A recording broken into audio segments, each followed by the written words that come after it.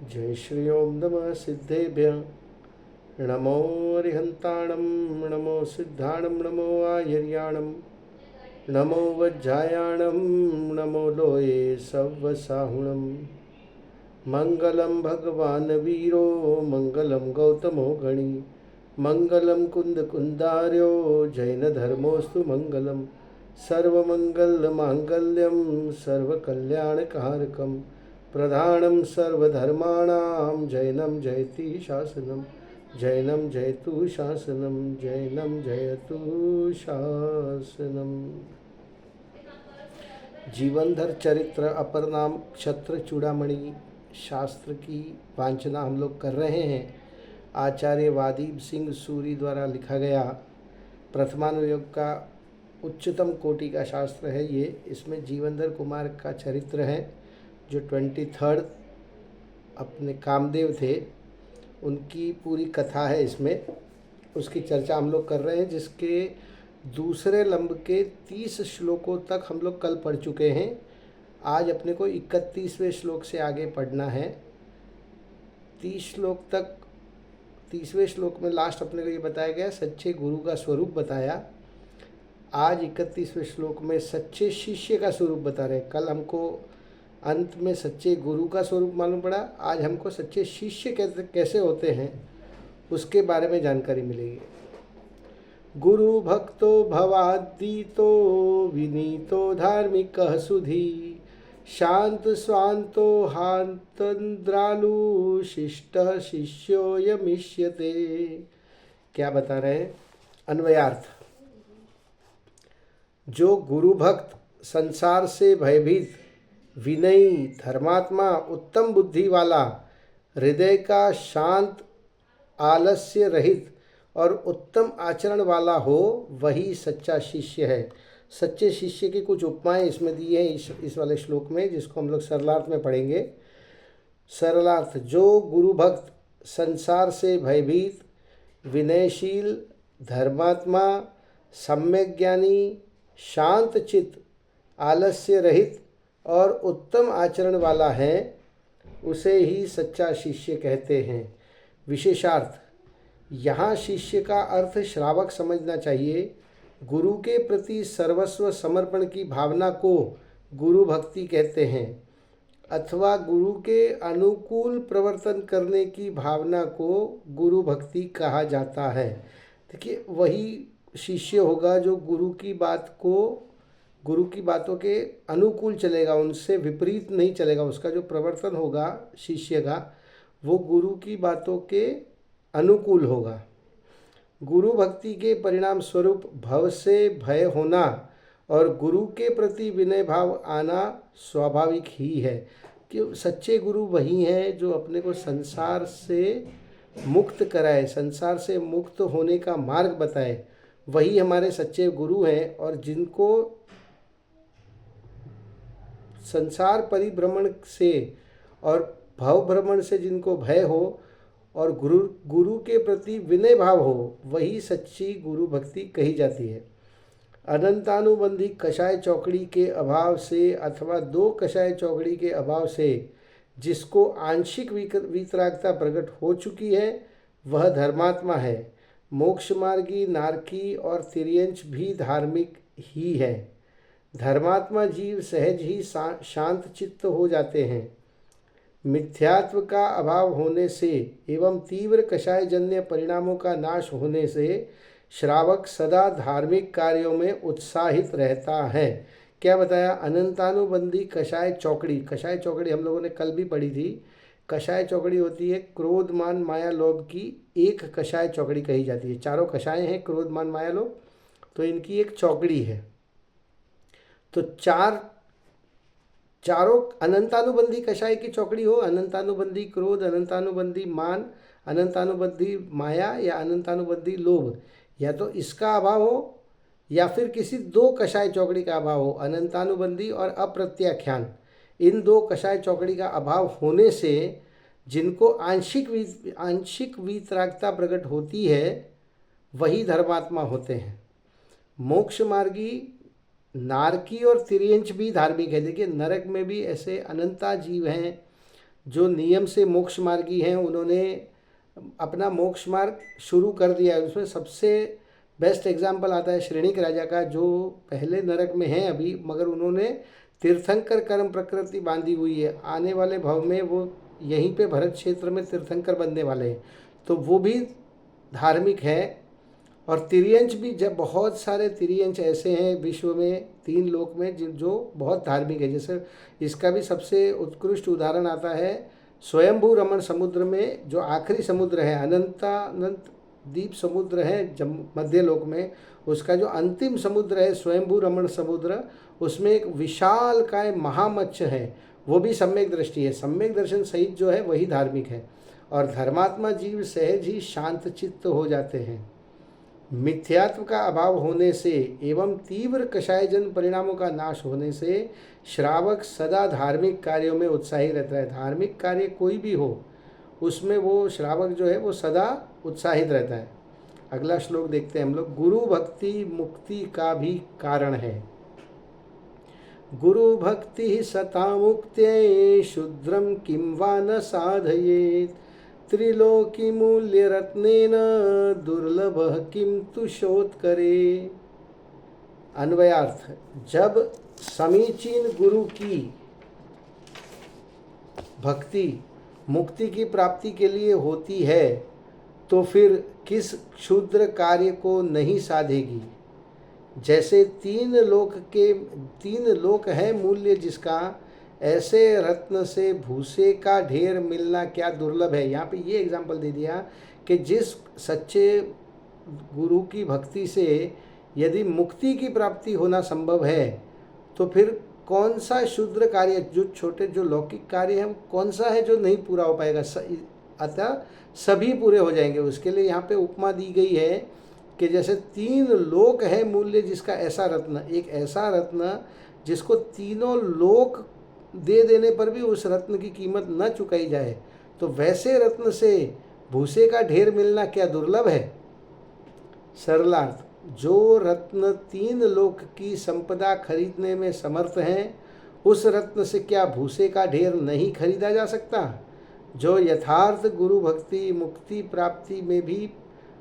प्राप्ति में परंपरा कारण बन सकती है, तो क्या उस गुरु भक्ति से क्षुद्र सांसारिक अनुकूल पदार्थों की सहज प्राप्ति शक्य नहीं है। क्या ये सहजता से प्राप्त नहीं होंगे। जो लौकिक अपने को सक्सेस है, अपने काम में, बिजनेस में, अपने किसी भी फील्ड में, या अपने को धन संपत्ति की अगर प्राप्ति हो जाती है, तो वो सब तो बहुत तुच्छ है। वो तो उनको तो शुद्र समान उनको कहा गया है कि शुद्र सांसारिक अनुकूल पदार्थ सहज मिल जाते हैं उस गुरु भक्ति से। जिस गुरु भक्ति से मुक्ति मिल सकती है, उनसे ये सब चीज़ें तो सहज मिल सकती हैं। विशेषार्थ, सम्यक दृष्टि अणुव्रति तथा अथवा महाव्रति को ही यथार्थ गुरु भक्ति होती है। सम्यक दृष्टि हो, वो चाहे अणुव्रति हो या चाहे महाव्रति हो, उनको ही यथार्थ गुरु भक्ति होती है। गुरु भक्ति का भाव तो राग परिणाम है और राग आश्रव बंध का कारण है। वीतराग भाव शुद्ध परिणाम है और वह धर्म रूप है, अतः उससे संवर निर्जरा होते हैं। क्या बताएं यहाँ पे, जो सम्यक दृष्टि होगा, चाहे वो अणुव्रति हो चाहे वो महाव्रति हो, उनको ही यथार्थ गुरु भक्ति हो सकती है। बाकी जो अन्य, जो बिना सम्यक दर्शन के, तो आप किसी भी प्रकार की गुरु भक्ति हो आपकी अगर होगी तो वो यथार्थ नहीं हो सकती। गुरु भक्ति का भाव जो है उसको यहाँ पे राग परिणाम बताया। गुरु से भक्ति का भाव जो है, भक्ति का परिणाम जो है, उसको यहाँ पे राग भाव बताया है। और राग जो है उससे आश्रव और बंध होते हैं, वो उस आश्रव और बंध का कारण है। और वीतराग भाव जो शुद्ध परिणाम है वह धर्म रूप है, और अतः उनसे वीतराग भाव से संवर और निर्जरा होते हैं। गुरु भक्ति का परिणाम मंद कषाय रूप है, अतः इससे पुण्य कर्म का बद्ध होता है। देखिए, गुरु भक्ति का परिणाम भी यहाँ कषाय, भले ही मंद कषाय कहा है, लेकिन वो कषाय स्वरूप ही कहा गया है। तीर्थंकर के प्रति भी यदि भक्ति का राग है, पूजा करने का राग है, तो वो मंद कषाय रूप है। और चूंकि मंद कषाय रूप भाव है, इसीलिए उससे पुण्य कर्म का बंध होता है। और जब पुण्य कर्म का उदय आता है, तो अनुकूल या इष्ट वस्तुओं का मिलना सहज होता है। इस श्लोक में गुरु भक्ति को मुक्ति का कारण व्यवहार नय की अपेक्षा से कहा गया है। देखिए, वास्तव में तो अपनी उपादानगत योग्यता होगी, उसी से अपनी मुक्ति संभव है, लेकिन यहाँ पे व्यवहार नय की अपेक्षा से गुरु भक्ति को मुक्ति का कारण कहा गया है। वीतरागता तीनों लोकों में अमूल्य रत्न है, उससे तो मोक्ष मिलता है। पुण्य से जो अनुकूलता मिलती है वह अनुकूलता भूसे के ढेर के समान यहाँ पर बताई गई है। अगला श्लोक देखते हैं हम लोग 33 नंबर का, पेज नंबर 148 पर। गुरुद्रोह से विद्या का नाश, ये सारे नीति के श्लोक चल रहे हैं अपने। श्लोक पढ़ते हैं हम लोग। गुरुद्रुहा गुणः को वा कृतघ्नानां न नश्यति, विद्यापि विद्युदाभा स्याद् मूलस्य कुतः स्थिति।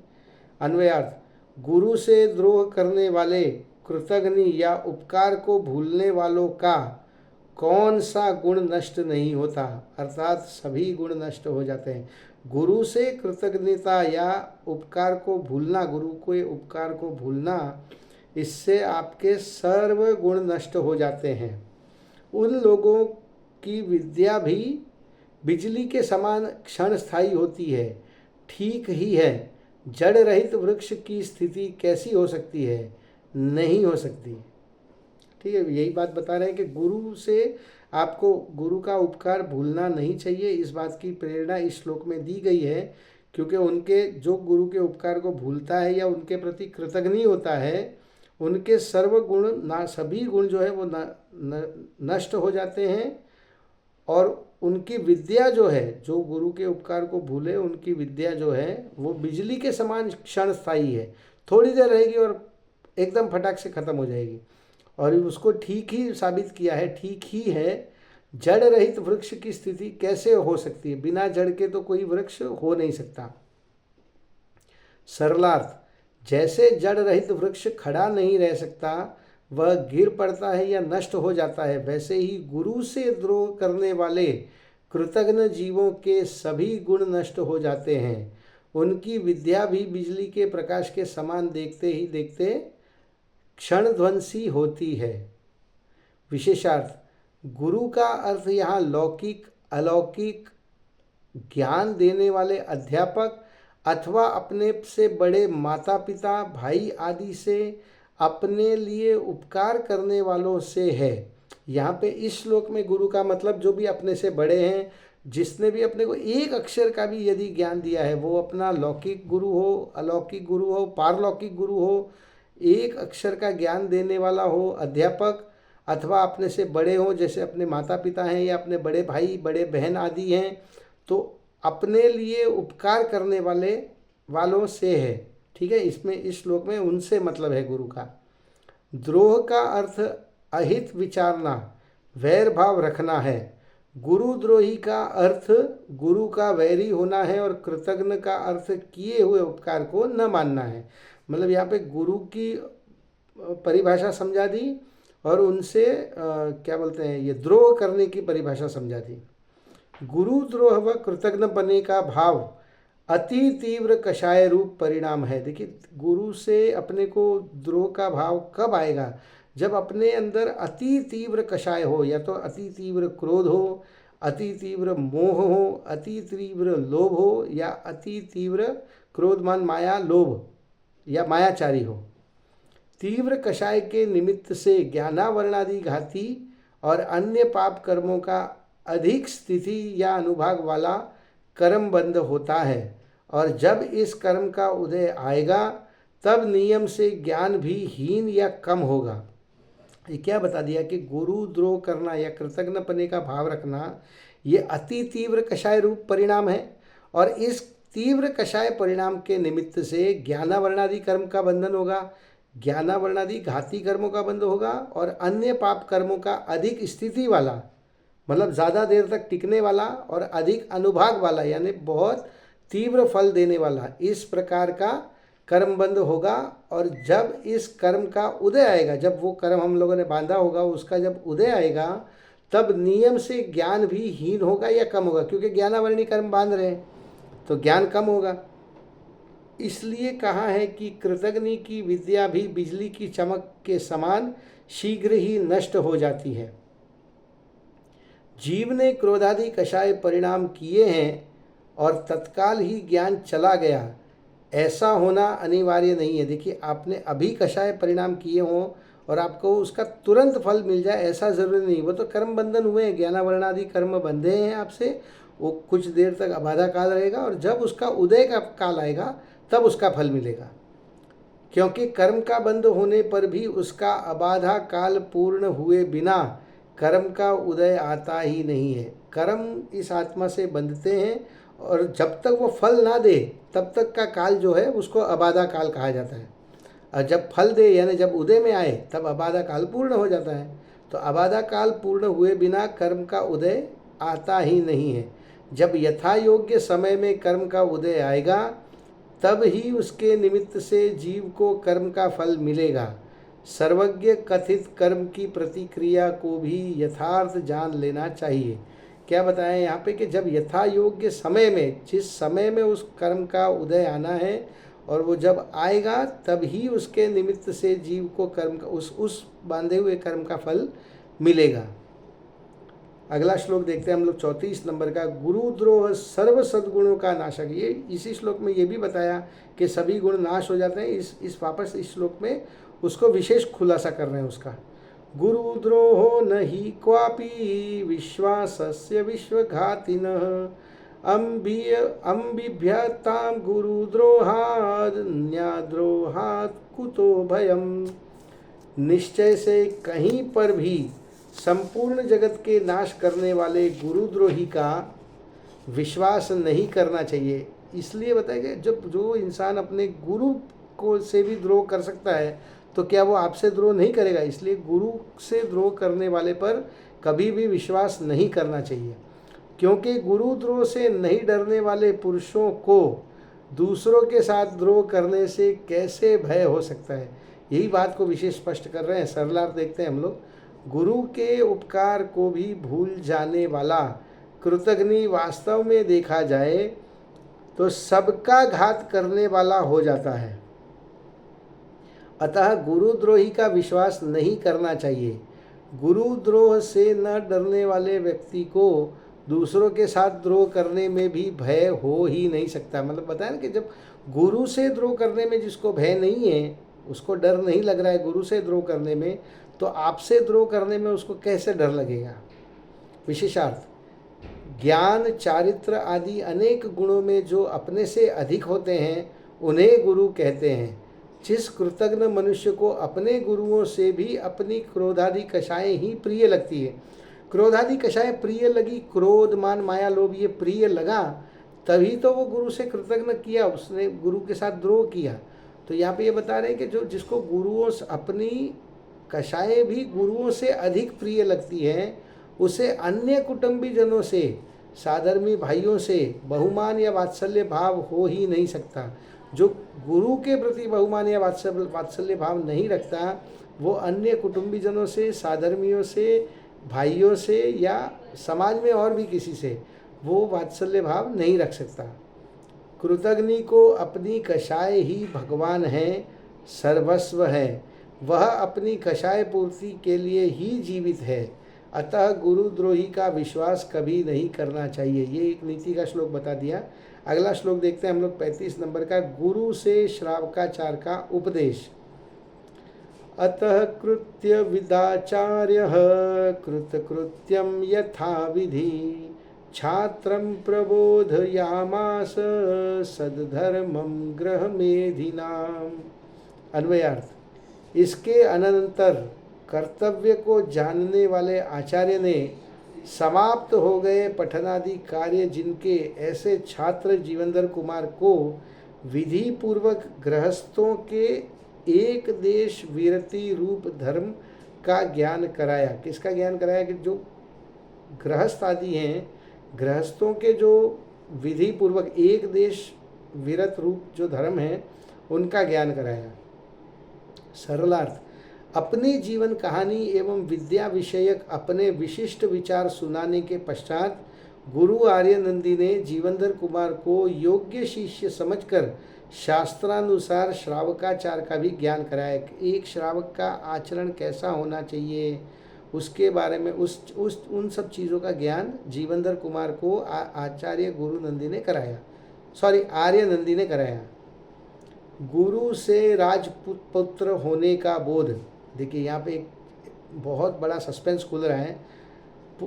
36 नंबर का श्लोक है, पुनश्च राजपुत्रत्वमपि बोधयितुं गुरु अनुग्रहाभ्यधातस्य तदुदन्तमिदत्तया। अन्वयार्थ, फिर गुरु ने अनुग्रह करके तुम राजा के पुत्र हो ऐसा बोध कराने के लिए ही उस जीवनधर कुमार का पूर्वोक्त सारा वृत्तांत इस रीति से कहा कि जीवनधर कुमार से इतर कोई पुरुष न जान सके। मतलब इस तरह से ऐसी डिटेल से बताया जो डिटेल्स सिर्फ जीवनधर कुमार को पता थी। इस तरह से उन गुरु आर्य नंदी ने जीवनधर कुमार को ये बोध कराया कि आप वैश्य पुत्र नहीं हो, गंधोटकट के पुत्र नहीं हो, आप राजपुत्र हो। क्या नाम था, सत्येंद्र राजा के पुत्र हो। सरलार्थ, गुरु आर्यनंदी ने जीवनधर कुमार को राजपुत्र होने का बोध कराने के लिए पूर्व घटित घटनाओं का आदि से अंत तक सब वृत्तांत सुना दिया। शुरू से अंत तक उन गुरु को जो जो भी बातें पता थी जीवनधर कुमार के बारे में, वो सारी बातें उन्होंने जीवनधर कुमार को बता दी। विशेषार्थ, आज तक जीवनधर कुमार को ये पता ही नहीं था कि मैं राजा सत्येंद्र का पुत्र राजकुमार हूँ। उनको इस विषय में किसी ने कुछ बताया ही नहीं था, और कोई बताता भी कैसे, कौन बताएगा। ये बात तो सिर्फ और सिर्फ उनको सेठ गंधोत्कच को पता थी, ना ही उनकी माँ उनकी पत्नी जो है सेठ गंधोत्कच की सुनंदा, उसको भी ये बात पता नहीं थी, और उन्होंने इस बात का खुलासा किसी के सामने नहीं किया था। इसीलिए कोई बताएगा भी कैसे कि जीवनधर कुमार जो है वो राजा सत्येंद्र के पुत्र हैं। यहाँ पे गुरु से उनको ये बात पता चली है। सेठ गंधोत्कच को छोड़कर इस विषय को कोई जानता भी नहीं था, सेठ ने भी नहीं बताया था, किंतु गुरु आर्यनंदी ने अपने विशिष्ट ज्ञान से जीवनधर कुमार के राज लक्षणों को देखकर तथा सेठ के तद विषयक वचनों को सुनकर जान लिया था। देखिए एक विशिष्ट ज्ञान था, हो सकता है अवधि मन पर ये ज्ञान हो उनमें थोड़ा बहुत, या जाति स्मरण ज्ञान हो, या जिस भी प्रकार का विशिष्ट ज्ञान था उन गुरु को, गुरु आर्यनंदी को, उस ज्ञान से जानकर उन्होंने जीवनधर कुमार को और उनके राज लक्षणों को देखकर और तथा उसके साथ साथ सेठ के तद विषयक वचनों को सुनकर, कभी चर्चा हुई होगी सेठ से और उन्होंने बात को टालने की कोशिश की होगी, तो उससे उन्होंने अंदाज़ा लगाकर भी जीवनधर कुमार को ये बता दिया कि आप राजपुत्र हो, आप सेठ गंधोत्कच के पुत्र नहीं हो।